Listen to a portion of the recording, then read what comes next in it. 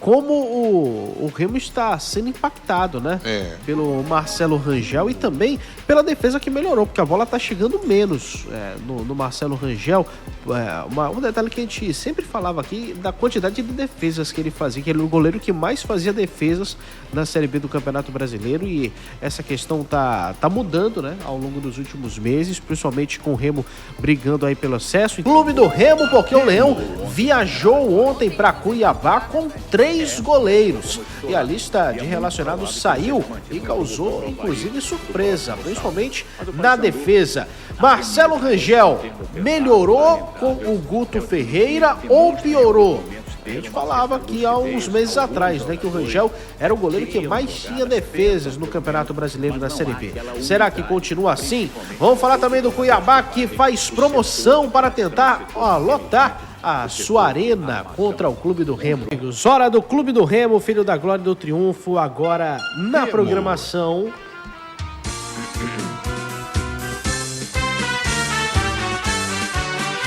Cara, vamos ter aquela discussão que a gente já estava prometendo aqui há algum tempo? Bora. Porque é o seguinte, a gente levantou alguns dias atrás aqui no programa uma suposição de que o Marcelo Rangel estaria sendo menos exigido no campeonato, e de que isso traria, não faria essa questão do, por exemplo, do Léo Lang jogar, que é o terceiro goleiro, ser um fator decisivo nessa reta final de Série B para o Clube do Remo, né? Porque com o Guto Ferreira o Remo tem 5 vitórias em 5 jogos, 100% de aproveitamento e 13 gols marcados, uma média superior a 2,5 por jogo. Porém, a defesa apresenta índices preocupantes. São 6 gols sofridos e mais de 1 por jogo. O saldo tá valendo a pena, mas será que a defesa piorou? Porque comparando com os índices de Marcelo Rangel, comandado por Daniel Paulista, Antônio Oliveira e Guto Ferreira, o goleiro azulino na Série B, apesar de sofrer mais gols, é menos exigido. E aí, Mataus? É isso mesmo? Primeiro de tudo, João Vanderlei, aqui nesse índice eu não coloquei os jogos comandados pelo Flávio, porque em 2 momentos, né, o Flávio acabou comandando ali as transições dos treinadores. E primeiro de tudo, vocês estão certos, o Remo ele sofre menos finalizações com o Guto Ferreira, em média são 4,8 chutes sofridos por jogo com o Guto Ferreira. Com o Antônio eram 5,13, ou seja, já era um pouquinho maior, e com o Daniel eram 5,9, ou seja, com o Daniel Paulista o Remo sofria muitas finalizações. Porém, aqui tem um outro índice que já chama atenção. Também o número de defesas do Marcelo Rangel diminuiu, logicamente. Com o Guto Ferreira, são 3,6 defesas por jogo. Com o Antônio, 4,26, ou seja, já é uma queda bem grande. E com o Daniel, eram 5,1. Ou seja, o Marcelo Rangel tinha em média 5 defesas por jogo com o Daniel Paulista. Com o Antônio, 4. E com o Guto caiu aí para 3,5. E aqui, um índice que me chamou a atenção quando a gente foi fazer esse levantamento. O aproveitamento do Marcelo Rangel caiu bastante com o Guto Ferreira, ou seja, se a gente comparar o número de finalizações sofridas e o número de defesas realizadas, o Marcelo Rangel ele defende menos em relação ao número de chutes. Por quê? Com o Daniel Paulista, ele defendia 86,4% dos chutes sofridos. Com o Antônio Oliveira, 83%. E com o Guto Ferreira, esse índice caiu para 75%. Ainda é um número bom. Tem goleiro que não tem isso, mas é um número bem abaixo do que o Marcelo Rangel tem em média dentro do Campeonato Brasileiro. E aqui a gente vai para índices brutos, que são de gols sofridos. Ele sofria com o Daniel Paulista 0,8 gols por jogo, ou seja, uma média baixa. Com o Antônio Oliveira, 0,86 gols por jogo. Já tinha crescido com o Antônio Oliveira, mas ainda era baixo. E com o Guto Ferreira, 1,2 por jogo, ou seja, uma média alta para um goleiro sofrer mais de 1 gol por jogo. Mas aí a gente traz um índice que é para ver se de fato isso é culpa do time. O goleiro está sofrendo tantos gols assim. E esse índice é o de gols sofridos esperados, ou seja, avaliando a qualidade de chances dos adversários. Com o Antônio Oliveira, em média, os adversários do Remo criavam 1,37 gols, ou seja, era esperado que os adversários fizessem pelo menos 1 gol. O Marcelo Rangel evitou a maioria deles. com o Daniel Paulista, 1,23 gols sofridos esperados. Ou seja, ainda era uma média alta, mas a gente percebe que Daniel pro Antônio já tinha aumentado essa questão da qualidade de chances dos adversários. E com o Guto, caiu bastante. Caiu para 1,076. Ou seja, dá pra gente arredondar para 1. Então o que a gente pode tirar desses índices? Com o Guto Ferreira, o Remo sofre menos finalizações, a qualidade das finalizações dos adversários é menor, mas o Marcelo Rangel acabou tendo um índice de gols sofridos maior e também um índice de defesas realizadas menor. Se a gente for tirar ali, dá para ver que o impacto do Marcelo Rangel com o Guto Ferreira é menor do que ele tinha com o Daniel Paulista e também com o Antônio Oliveira. E aí, Michel? Esse percentual de chutes defendidos significa que quando ele não defende, a bola foi gol ou foi para fora? É gol. É gol. É gol. Aí o Lucas S falou, então de 10 ele defendia 8, agora ele defende 7. 7,5. Ainda é muito bom, ainda é um índice bom. O Marcelo Rangel ouvindo isso, ele deve estar querendo te bater, tu falar que caiu bastante. Não, mas de 10 ele defendia 8. Não, porque tipo, passou a defender 7. O ponto é o seguinte, 8,5, o ponto é o seguinte, ele não está mais fazendo tantos milagres porque ele não é mais tão exigido. Exatamente. Mas a gente tem que levar em consideração também os gols que o Remo tá tomando. Por exemplo, contra o Atlético, pô, não tinha muito que o Marcelo Rangel fazer naquele jogo. Aqui não é questão de culpar o jogador. Não, pois é, porque acredito que isso também possa entrar... Que o gol sofrido normalmente nem é culpa do Marcelo. Marcelo. Porque eu acredito que isso também deve entrar na avaliação, porque é o seguinte, por exemplo, o Thiago Volpi, goleiro que já jogou, tá no Grêmio agora, mas já jogou no São Paulo. Inclusive, na época de São Paulo, ele era muito conhecido por tomar gols indefensáveis. Ele não era um goleiro que tomava frango. Pra ele, os gols contra ele era só bola no ângulo, bola muito no canto, aquele chute que o goleiro não vê nem a cor da bola, ele não consegue ir. Aí é esse tipo de gol que o Remo anda tomando, aqueles mais indefensáveis. O Luiz Cláudio Vanderlei falou, mas tem um detalhe, nessa era Guto, quantos jogos foram com a defesa titular? Que pode contribuir para... Não, aqui... Pois é, o Remo jogou com uma zaga alternativa... Por algum tempo, né? Pelo menos nos últimos 2 jogos. Mas aqui, pegando esse ponto, Michel, se a gente for pegar o volume, o Remo ele tá sofrendo menos chutes, que é o número de chutes brutos, e o Remo tá deixando o adversário criar menos chances claras, que é o índice de gols esperados, que caiu bastante. Pra mim ainda é um pouco alto deixar o adversário criar pelo menos uma chance por jogo, assim, de fato ser gol mesmo, e ainda é alto, mas tá dentro de uma média ok. Isso que a gente pode dizer, o sistema do Remo está fazendo o Remo sofrer menos chutes e permitindo menos chances.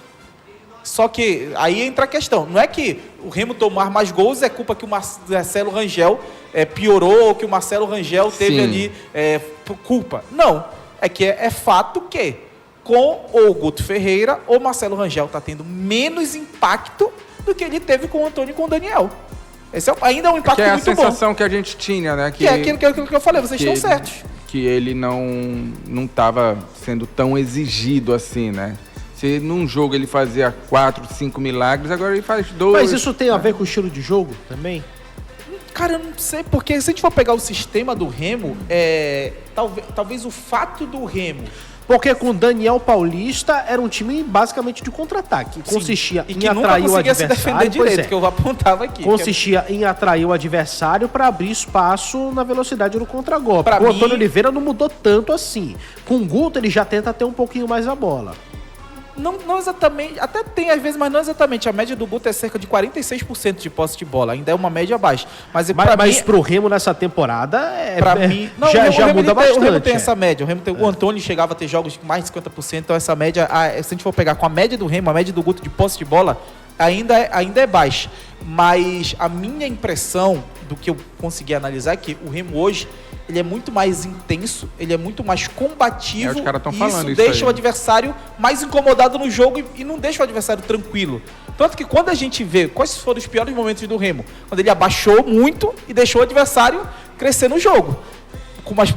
esse tipo de momento acontece menos hoje com o Guto Ferreira. O Remo é muito mais intenso, muito mais acordado, podemos dizer assim, com o Guto Ferreira. Esses números aí também, eles podem ser... Aliás, podem não, eles foram influenciados muito pelo péssimo segundo tempo que o Remo fez contra o Paysandu, né? Também, mas... Que o Paysandu faz 2 gols e toma conta do jogo e não ganhou porque não teve quis. Mais chance ali. Teve mais chance, aí, né? Entra o que a gente fala da questão do... Nesse jogo contra o Paysandu, daquela escolha do Guto. O Guto, por ter sido um pouco mais ousado, ele foi pro pau, como ele mesmo disse. Foi. Então, acabou deixando ali... Mas o que mais me chama a atenção justamente é isso. Hoje, o Remo ele não precisa tanto do Marcelo Rangel para ganhar os jogos.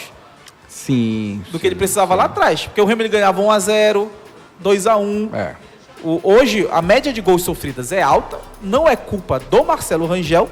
Apenas a gente fala, o Marcelo Rangel é o culpado do Remo tomar. Não, como o João trouxe até a questão dos gols sofridos. Sim. Mas é fato que hoje o Remo precisa menos do Marcelo Rangel para vencer do que ele precisava com o Daniel Paulista, principalmente, do que ele precisava com o Antônio Oliveira também. E aí tem que avaliar. Cara, até que ponto é positivo, até que ponto é negativo, o que dá... A gente tá vendo o Daniel Paulista no esporte e muita gente... Eu já vi gente falando assim na internet, até torcedor do esporte mesmo, comentando o seguinte... Pô, se tivesse, ele perdeu uma oportunidade de subir com o Remo. Perdeu uma oportunidade de consolidar um trabalho no Remo. E eu fico pensando, pô, será que é isso mesmo? Porque a gente avaliando tudo isso aqui, principalmente esses números com o Rangel e o estilo de jogo do Daniel Oliveira, será que o Remo teria fôlego para... O Daniel Paulista. Será que o Remo teria fôlego para aguentar um campeonato inteiro jogando dessa forma? Cara, eu repito o que eu disse quando o Daniel saiu do Remo. O Marcelo Rangel colocou o Daniel Paulista na Série A, porque o desempenho do Remo naquele início de campeonato, defensivo principalmente, foi muito... não vou dizer que acabou escondendo, mas o desempenho do Marcelo Rangel no início do campeonato deu uma impressão de um Remo que não era um Remo sólido defensivamente. Era um Remo que tinha já o melhor goleiro da Série B naquele momento, que era muito exigido. Tanto que eu lembro de uma discussão que a gente teve quando o Remo passou, acho que 3 jogos sem sofrer gols, se a defesa do Remo estava boa ou não lá no início do campeonato. A minha impressão era que não era. Era que o Marcelo Rangel estava num índice muito interessante. Então, para mim, o Marcelo Rangel colocou o Daniel Paulista na Série A, porque o desempenho defensivo do Remo com o Daniel Paulista, em termos de chances permitidas, volume de jogo do adversário, não era um Remo reativo, que a defesa funcionava, era sólida e saía em contra-ataque. Era um Remo que a defesa tentava funcionar, não funcionava e o Marcelo Rangel ia lá fazendo muitos milagres. Pois é, aí é que eu fico pensando, eu acho que até que dá consistência a mais do que eu penso, sabe? Desse time comandado pelo Guto agora. Seria um problema maior pro Remo se o Daniel Paulista hipoteticamente tivesse brigando pelo acesso com o Remo nas mesmas condições até que o Guto está agora. O Remo não ter o Marcelo Rangel pro restante da temporada. Eu acho que seria um problema muito grande com o Daniel Paulista. Com um time que tem uma ideia, principalmente de pressionar na saída de bola e sufocar, recuperar bastante a bola no campo de ataque, não deixar ela chegar muito ali no teu goleiro. Com o Guto, não vejo que isso é um problema tão grande, não. E não só por isso, mas também pela qualidade dos goleiros do Remo. Acho que o Léo Lang daria conta do recado. E acho que pode dar mais ainda fica agora. Muito no se, aí a gente não tem como cravar, infelizmente. Ou felizmente, né? Uma coisa é certa. Com o Daniel, o Rangel era muito mais impactante do que ele foi com o Guto nesses 5 jogos. Isso é um fato. E, assim, o que me deixa...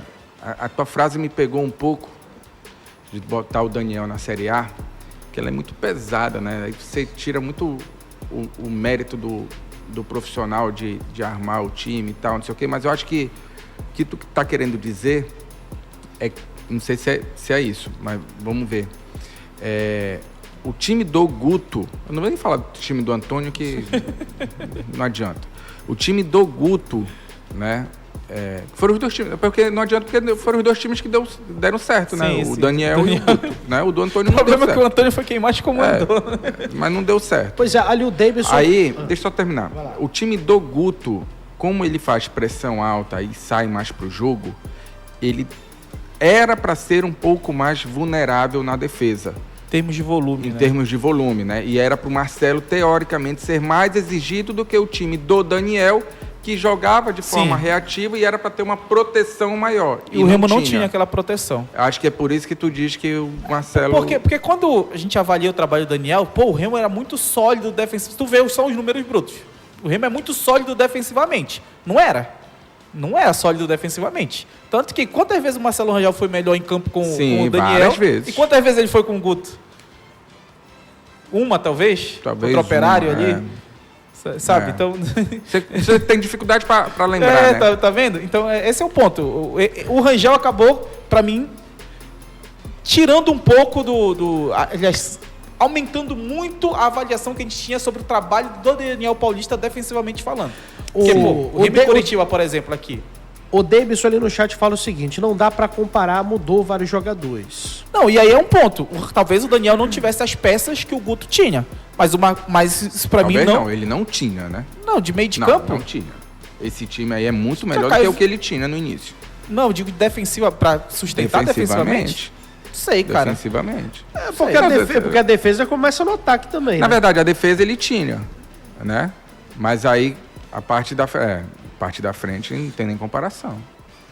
Ele mudou meio time aí. Sim. Mudou meio time. Mas sobre esse ponto do Daniel, o Remo ele era um time que tentava ser reativo, e tinha um contra-ataque com muita força, mas na hora de se defender não conseguia. Tomava muito apavoro, tomava apavoro de muitos times. Era apavoro atrás de apavoro mesmo. Mas aí, vamos responder essa pergunta aí. Marcelo Rangel piorou ou melhorou com o Guto? Que é o que o Levi está perguntando. Que esse comentário contribui para o clube do Remo. É isso que a gente está discutindo. Para avaliar o impacto da ausência do Rangel daqui para frente. O impacto da ausência do Rangel. É sobre isso que a gente está falando. Cara, os números apontam que o Rangel ele piorou em relação ao que ele era no início do campeonato. Isso aí é fato. Mas piorou em que sentido? De ser menos impactante. De tomar mais gols, de defender menos. Isso aí é fato. Porque a bola tá chegando menos, mas ela tá entrando mais. Exatamente. E acho que isso resume o ponto. Cara, eu tava vendo até alguns gols aqui que o Remo tem tomado recentemente. E nenhum deles dá pra falar que são chutes defensáveis ou que são chances defensáveis. Porque, por exemplo, o gol que o Remo tomou do Atlético Paranaense é um gol que a bola desvia todo mundo, o Rangel já tá batido, ele tem que correr pra tentar fazer um milagre, praticamente já fora da bola, o cara só empurra a bola debaixo da trave. Talvez hoje ele faça menos milagres, João. O gol contra o Atlético é uma bola que é uma vacilada da defesa, a bola entra entre os zagueiros, o David Braga pega na pequena área e é só tirar do goleiro. Gol.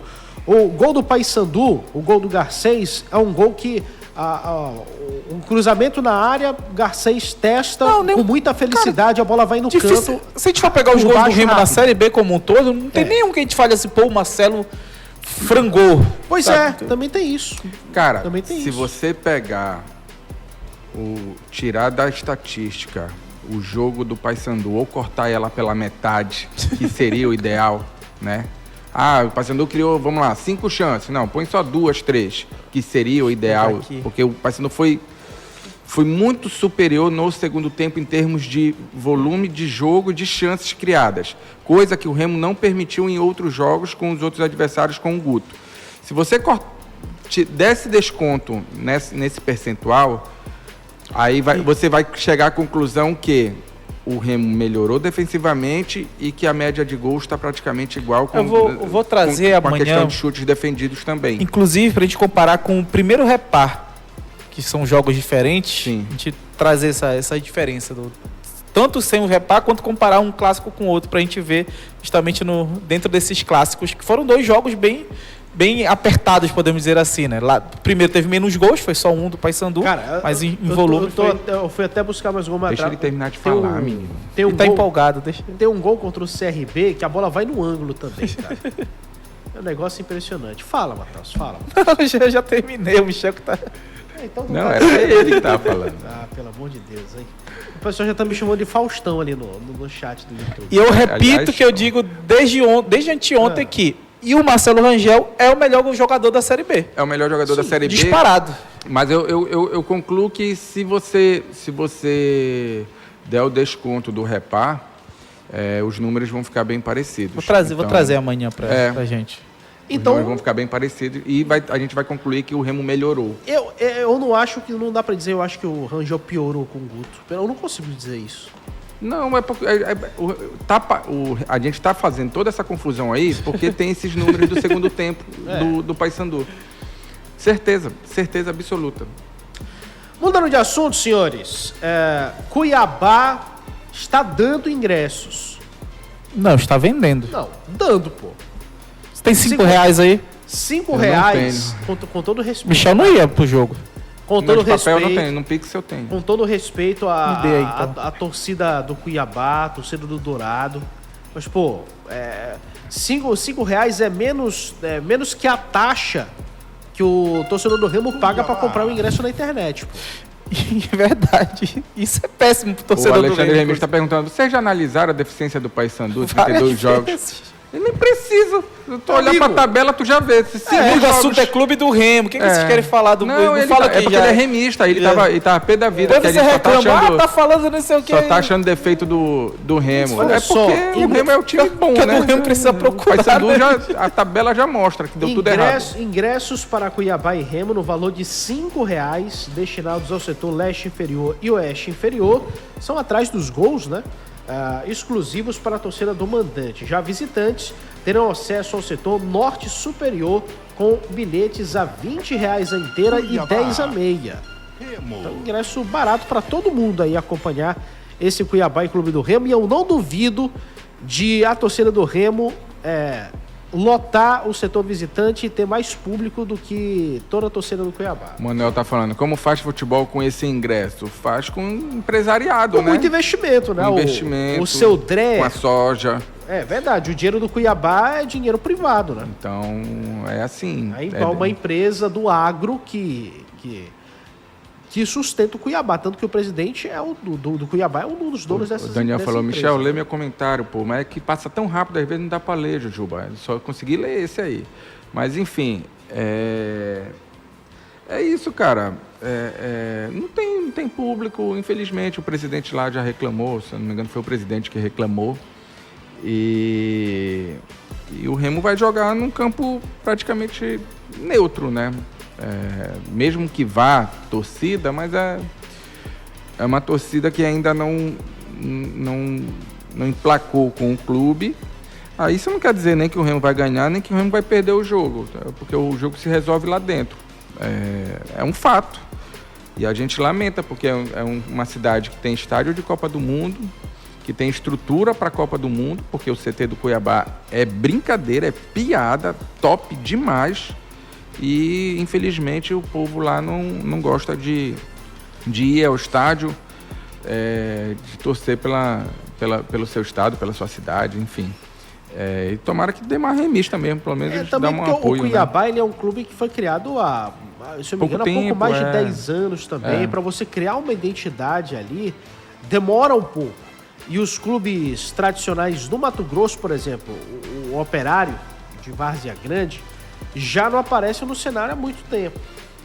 Então, os caras preferiram criar um time para ter controle e tudo mais, dirigir como se fosse uma empresa e tá dando certo, né? Tanto que o Cuiabá passou pelo menos uns 2-3 anos na primeira divisão, agora tá na B, com possibilidade de voltar ainda para A. Pra Série B tá garantido também pro ano que vem. Então, tem isso, né? Demora a criar uma identidade, né? Na cidade, mesmo sendo uma capital. Mas, enfim, 11h34, o Michel Anderson. Deixa eu ver se tem mais uma notícia aqui. Temos sim, olha só. Time Mato Grossense empatou com o Botafogo na última rodada. Relacionados do Remo também. É verdade, estamos relacionados do Remo. O técnico do Cuiabá, o Eduardo Barroca, vai ter que lidar com alguns desfalques importantes. Eduardo Barros, tá? O técnico do Cuiabá, perdão. O goleiro Luan Poli, o zagueiro Natan e o volante Lucas Mineiro estão suspensos por cartão amarelo. Por outro lado, o volante Patrick de Luca volta a ser relacionado, né? Depois de cumprir suspensão automática. Então esse é o Cuiabá com problemas para escalar a equipe. Já o Remo viajou ontem para Cuiabá e a lista de relacionados foi divulgada. A gente tem aí a lista, meu querido Nath Neto, por favor, coloca na tela aí pra gente a lista de relacionados do Clube do Remo para esse jogo contra a equipe do Cuiabá, porque tem novidade, inclusive, principalmente na defesa, né? Neto, coloca aí, por gentileza, os nossos relacionados aí pro Clube do Remo, pra gente apontar quem foi chamado, por exemplo. Olha só, os goleiros Léo Lang, Igor Vinhas e João Vitor. O João Vitor da base foi premiado aí, foi relacionado para essa partida. Na defesa foram chamados os laterais Pedro Costa e Marcelinho. Mais uma vez o Nathan Santos fica de fora. Pedro Costa com pré-contrato com Santa Cruz. É verdade mesmo? As informações são fortes lá do Recife. A turma do Recife está cravando que ele está com pré-contrato assinado. Lá vai ser jogador do Santa Cruz na Série C ano que vem. Lateral esquerdo, temos aqui o Jorge e o Sávio. Zagueiros, temos Kaique Reinaldo e Klaus de volta. O Tassano está de fora da relação para esse jogo. O Tassano foi titular nos últimos 2 jogos. Para o meio de campo, a lista conta com o volante Luan Martins, o Caio Vinícius, Pedro Castro e Pavani, além de Pana, Cantijo, Natan, Dodô, voltando a ser relacionado, olha aí, ó, e Jaderson. Por fim, no ataque, os atacantes Diego Hernandes, João Pedro, Nico Ferreira e Janderson. Além do Pedro Rocha também, tá? Não vou assustar o torcedor, não. Pedro Rocha. Na esquerda, você vai de Jorge ou vai de Sávio? Olha, eu vou de Sávio, tá? Eu vou de Jorge. Não, verdade, vou de Jorge, perdão. Vou de Jorge. Que a partida que ele fez, cara, contra o Atlético foi um negócio, aliás, espetacular, cara. Tem que ter uma fila de pedido de desculpas pro Jorge, principalmente mas aí o problema do Jorge 90% da imprensa. Mas o Guto falou, né, que ele não vai conseguir usar o Jorge todos os jogos. Pois é, aí tem que ver se ele vai mudar ou não. Se ele aguenta jogar essa partida aí em sequência também. No meio, Caio Vinícius, Pedro Castro e Pana. Não tem mistério, cara. Acho que ele vai, porque... sabe qual é o problema, Xinga? É difícil pro treinador, né? Ele tá ganhando 5 jogos. Como é que ele vai mexer, né? E outra, ele vai, tem que poupar, tem que não sei o quê. E aí, se ele segura e toma logo 2 gols e depois não dá tempo de reagir, aí todo mundo vai cair matando nele, né? Falando, pô, porque mexeu e tudo mais. Então, acredito que ele não vai mexer, cara. Ele vai sair... Ele tá com o time azeitado. Do meio pra frente, o Remo tá azeitado. E suspeito eu que ele vai com o mesmo ataque. Eu não tenho dúvida. Que o Remo vai com o mesmo ataque pra esse jogo, né? A dúvida ali só fica na defesa, né? Será que o Klaus volta? Ou será que vão manter ali o Reinaldo e o Kaique? Porque o Kaique tá jogando bem. O Kaique tá jogando bem nos últimos jogos aí, cara. Boa dúvida. É uma dúvida que chama atenção. Dodô voltando a ser relacionado, Michel. A galera já tinha esquecido que o Dodô tava nesse elenco e só joga com o Guto Ferreira quem faz uma boa semana de treinamento. Eu acho que o Dodô tá correndo bastante. Eu não sou daqueles que crucificam o Dodô. Pelo contrário, porque no início do ano era Dodô e mais 10. E aí, depois da lesão, ele não conseguiu jogar. Mas ainda não tinha a qualidade que o Remo tem hoje do meio pra frente. Sim. Mas ainda sem a qualidade mesmo, né? Sem o Marcos Braz ter chegado com essas contratações, ele já tinha perdido espaço. Não sei o que aconteceu com ele, mas é um cara que tem qualidade, seria titular do Paysandu hoje, facilmente. E que bom, cara, que bom. Eu gosto quando eu vejo um jogador ressurgir assim, que é sinal que ele não largou, sinal que ele está trabalhando, que ele está buscando o espaço dele e o treinador está vendo isso. Então, eu fico bem satisfeito quando eu vejo esse tipo de coisa acontecer, porque jogador é ser humano, é difícil, deve ter sofrido pra caramba com a família esse tempo todo. Enfim, e qualidade ele teve, tanto que era Dodô e mais 10 em determinado momento do Campeonato Paraense. A galera tá apontando bastante aqui a ausência do Marrone. Verdade. O Marrone tá fora aí desse jogo. Repito aqui os relacionados do Remo para o ataque. Pedro Rocha, Nico, João Pedro e Janderson. O Diego Hernandes, ele aparece ali entre os meias, né? Meias ofensivos. Então são esses os relacionados, meus amigos. Hoje, quinta-feira, amanhã o Remo entra em campo contra o Cuiabá. Bola rola às 9h35 da noite. É claro, você vai ter uma grande cobertura do Grupo Liberal desde as 5 horas no Liberal Mais Esporte. A gente vai continuar também durante 1 hora só na internet, enquanto a Voz do Brasil rola no rádio. E a partir das 8 da noite a gente volta para o rádio para abrir a jornada esportiva de fato na internet e no Dial também para Remo e Cuiabá, Cuiabá e Clube do Remo. Com